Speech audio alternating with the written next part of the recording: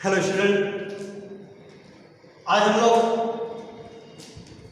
आनुवंशिकता में मेंडल द्वारा प्रयुक्त शब्दावली के बारे में जानेंगे। मेंडल ने जो टर्मिनोलॉजी यूज की, पहले उनका कंसेप्ट हम लोग क्लियर करेंगे। सबसे पहले प्रभावी तथा अप्रभावी लक्षण, डोमिनेंट एंड रिसेसिव कैरेक्टर किसे कहते हैं। विपरीत लक्षणों वाले जनकों के बीच संकरण कराने पर या तुलनात्मक लक्षणों वाले जनकों के बीच संकरण कराने पर प्रथम पीढ़ी में जो लक्षण प्रकट होता है, प्रथम पीढ़ी की संतान में जो लक्षण प्रकट होता है, सो होता है, उसे प्रभावी लक्षण कहते हैं, डोमिनेंट कैरेक्टर कहते हैं। और जो लक्षण छिपा होता है उसे हम लोग अप्रभावी लक्षण कहते हैं, रिसेसिव कैरेक्टर कहते हैं। जैसे टॉल,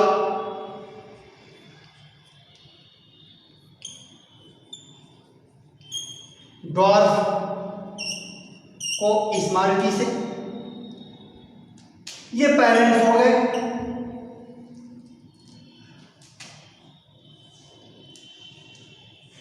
ये गैमेट्स हो गया।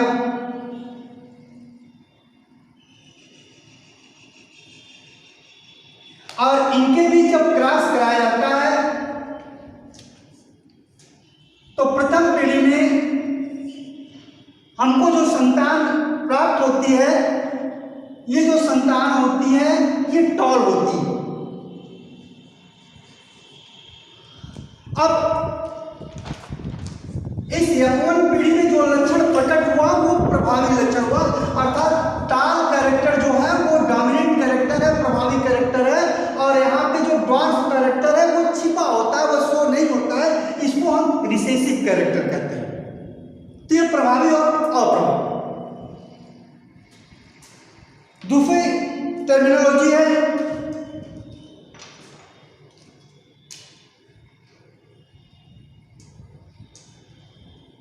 एलील या एलीलोमार्फ।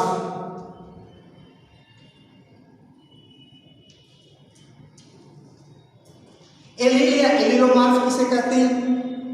एक जोड़े तुलनात्मक लक्षणों को एलील या एलीलोमार्फ कहते हैं, या विपरीत लक्षणों के जोड़े को एलील या एलीलोमार्फ कहते हैं। जैसे लंबा व बौना,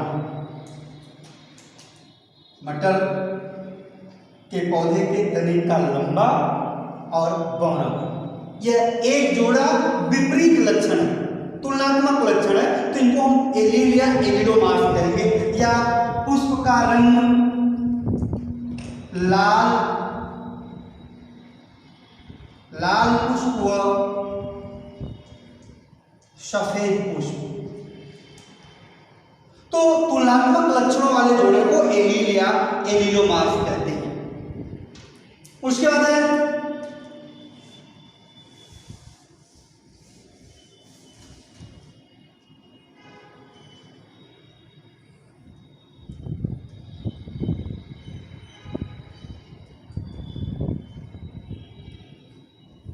संकर, हाइब्रिड। तुलनात्मक लक्षणों वाले जनकों के बीच क्रॉस कराने से जो संतान उत्पन्न होती है, या तुलनात्मक लक्षणों वाले जनकों से उत्पन्न संतान को तुलनात्मक गुणों वाले, विपरीत लक्षणों वाले, विपरीत गुणों वाले जनकों से उत्पन्न संतान को संकर संतान कहते हैं, हाइब्रिड कहते हैं। और इस क्रिया को हाइब्रिडाइजेशन कहते हैं, संकरण कहते हैं।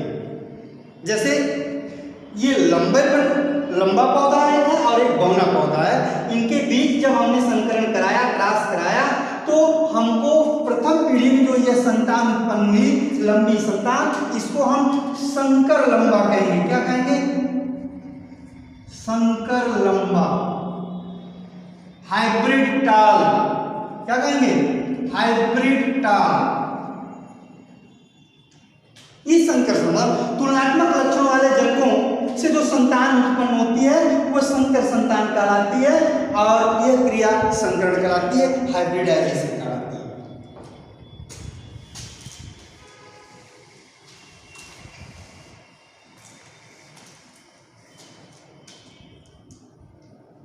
अगला है सम युग्मजी व विषम युग्मजी।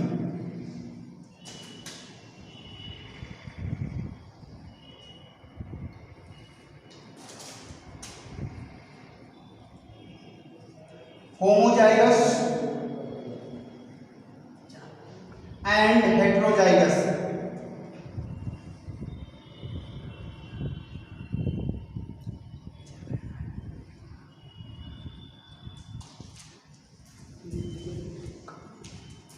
होमोजाइगस और हेटेरोजाइगस क्या है?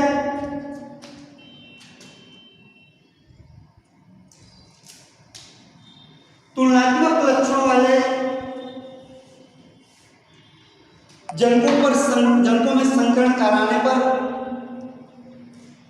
उत्पन्न संतानों में यदि दोनों लक्षण एक समान हो तब वो होमोजाइगस है। जैसे ये शुद्ध लंब, इसमें दोनों जीव क्या है, एक जैसे हैं, दोनों युग्मक एक जैसे हैं, यह होमोजाइगस हो। या स्मार्टी शुद्ध बहुना, यह होमोजाइगस हुआ, समयुग्मजीव हुआ। लेकिन एक कैपिटल टी और दूसरा स्मॉल टी हो तो यह हेटेरोजाइगस हो, यह है हेटेरोजाइगस।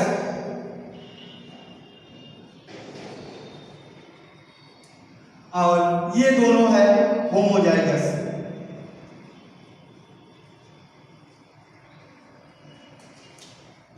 समयुग्मजी और विषम युग्मजी। उसके बाद है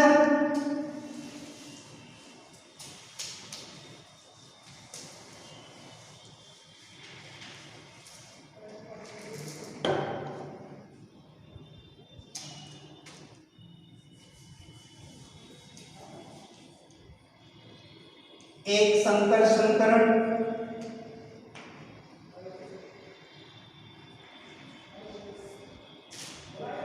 मोनोहाइब्रिड क्रॉस।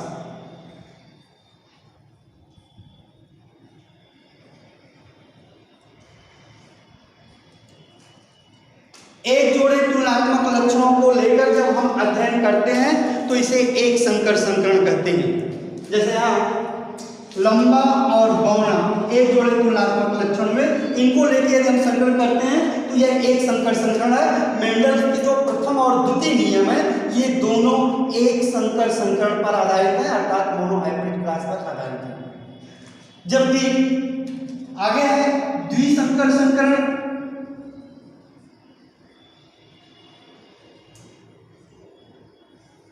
जब दो जोड़े तुलनात्मक लक्षणों को लेकर संकरण कराया जाता है तो इन्हें डाइहाइब्रिड क्रॉस या द्विसंकर संकरण कहते हैं। जैसे मटर के बीज का आकार गोल मतलब राउंड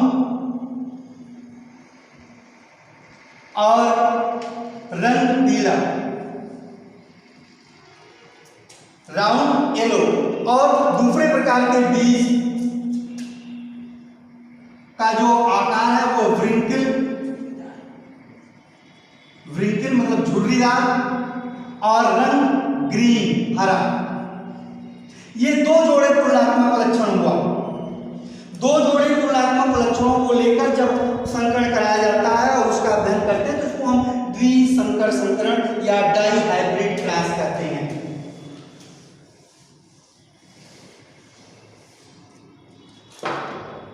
आगे है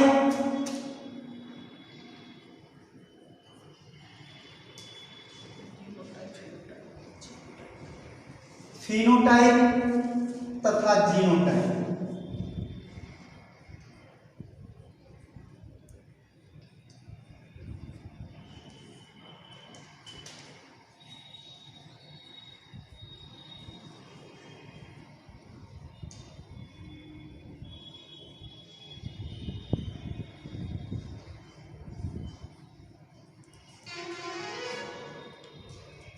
फिनोटाइप और जीनोटाइप।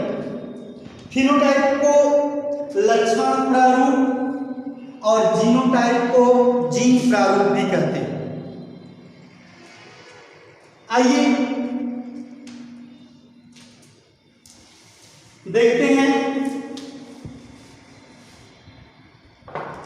मटर के लंबे पौधे और बौने पौधे, टॉल, ड्वार्फ। ये पेरेंट्स हो गए।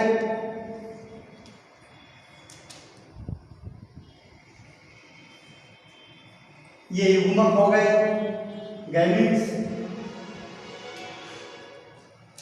इनके बीच जब क्रॉस कराते हैं तो प्रथम पीढ़ी में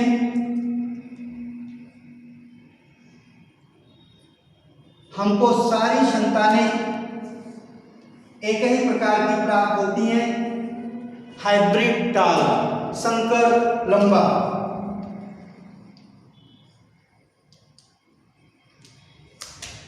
ये F1 पीढ़ी। लेकिन जब इस F1 पीढ़ी की संतानों में स्वपरागण कराते हैं, सेल्फ फर्टिलाइजेशन कराते हैं, तो हमको अलग अलग प्रकार की भी संतानें प्राप्त होती हैं। आइए इसके बारे में देखें। ये अगर इन संतानों का गैमीट्स बनाया जाए तो यहाँ दो प्रकार के गैमीट्स होंगे और यहाँ भी दो प्रकार के गैमीट्स होंगे।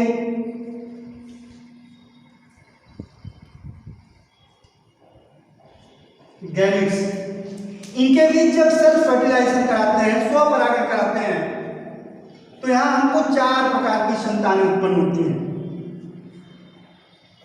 कैपिटल टी शुद्ध लंबा,